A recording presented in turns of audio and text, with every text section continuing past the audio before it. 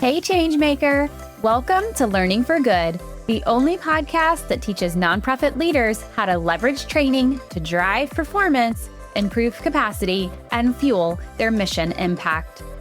Do you ever feel like your nonprofit is growing, but your people just aren't keeping up? Or like you're fixing the same problems over and over? Do you wonder how to build confident, capable staff who know how to lead, not just execute? If we haven't met yet, I'm Heather, and I know how hard it can feel to get people to do what's expected of them. Trust me, I have 3 kids. I've tried telling people what to do and how. I've tried the traditional training approaches, and I realized that just doesn't work. And that's when I started researching what does work. Now, I help mission-driven leaders use learning to drive performance, build capacity, and make change that lasts. And I'm sharing it all on this podcast. So block your calendar, turn off your Teams or Slack chat, and let's dive in. It's Learning for Good. You're testing your new program in a handful of locations.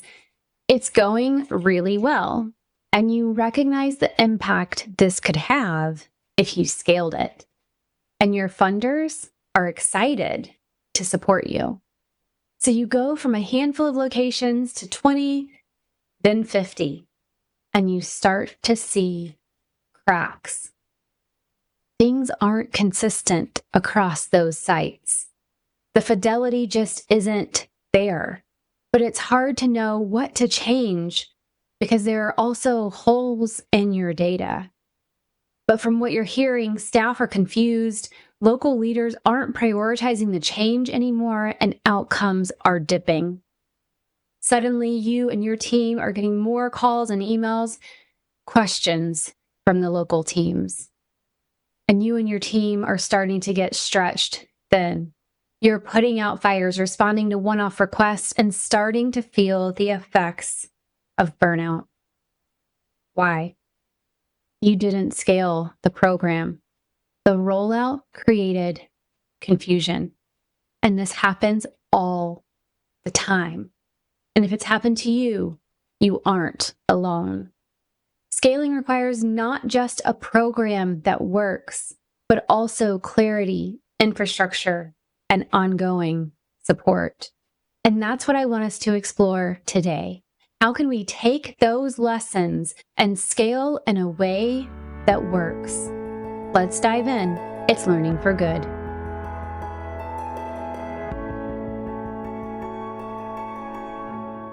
I want to talk about program scaling today. I have worked on several projects with my nonprofit clients where they had a program or a service that they'd been testing and they were ready to scale. And they hired me to come in, to work alongside them and think through what the learning experiences and tools would be to help them scale effectively.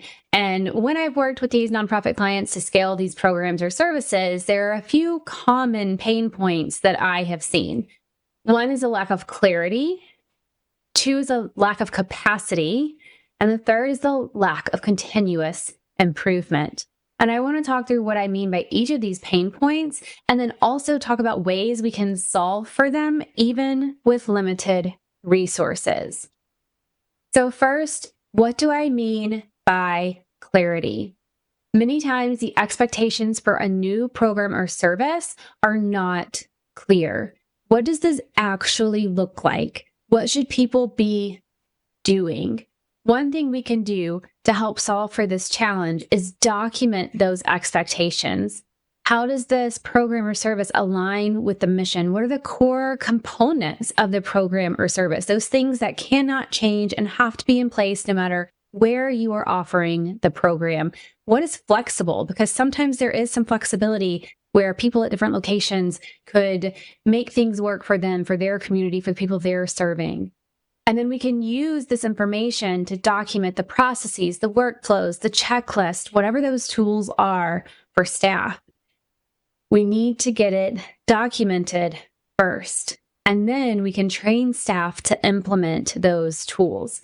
This creates so much clarity. The second thing is capacity. What do I mean here? Yes, I mean funding, of course. You have to have the dollars to help you scale. Sometimes that means grant funding, sometimes operational, but you have to have a plan. And that plan should include training. If your funders are only funding program growth, you are less likely to be successful. You need infrastructure growth. Staff who are skilled, confident, and supported, that's part of your infrastructure. And it's how we build capacity. So we need to be able to create repeatable behavior-based learning experiences, the kind that actually work. What people don't always realize is that training is a scaling engine when it's done right. So what should you be training staff to do? Staff should be aware of the program or service and how it aligns with the mission. Why am I doing what I'm doing? We want to motivate them to make these changes. Staff need to develop the skills and practice the behaviors that you've identified as necessary for the program to be successful. So do they need to be able to create lesson plans for the youth in your program? Teach them how. Do they need to be able to build relationships with your customer? Teach them how. Do they need to be able to form partnerships with other organizations? We have to teach them. Whatever it is they need to be able to do, we have to teach them to do it. And we can do that in behavior-based learning experiences. And then we need to provide the ongoing support they need to be successful, because training is not a one-stop shop. We have to make sure they have that ongoing support as well. Another option, and one that I'd recommend, is to leverage insider knowledge. So those who started or piloted the program or service, they have insider knowledge. They've learned lessons. They've gained experiences. And we aren't always great at, one, capturing those lessons, and two, facilitating knowledge sharing from those insiders to everyone else. So take the time to capture case studies from those who have previously implemented and plan learning sessions where they can share what they've learned. And maybe this is a formal session, or maybe it's a topical Q&A that you schedule when you know those who are new to the program or service will be dealing with that particular topic.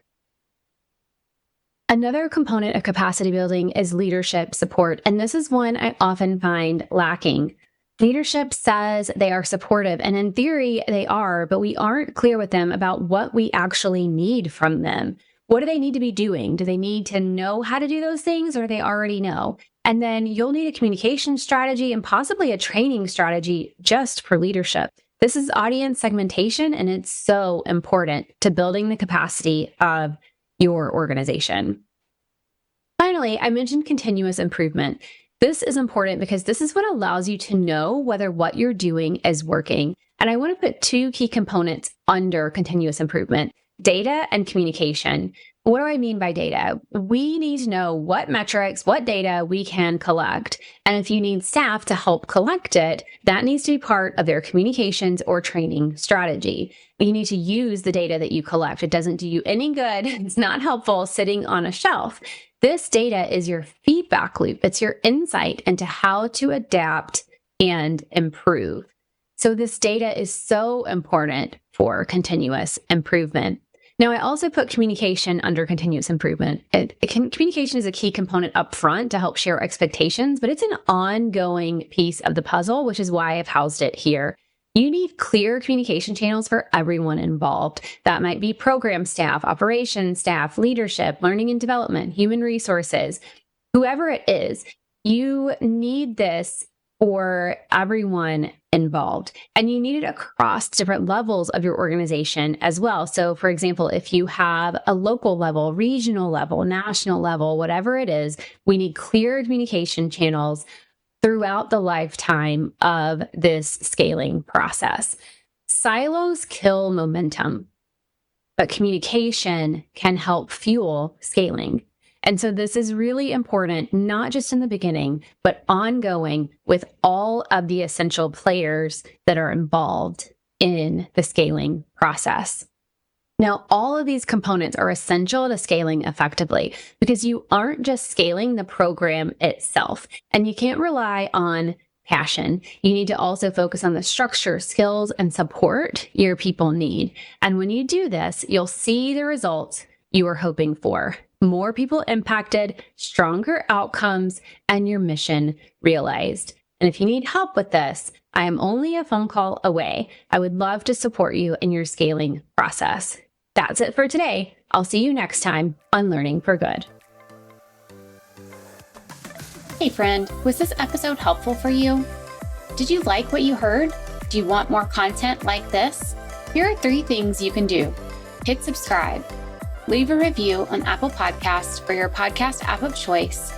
Share this episode with a colleague. This means so much to me personally.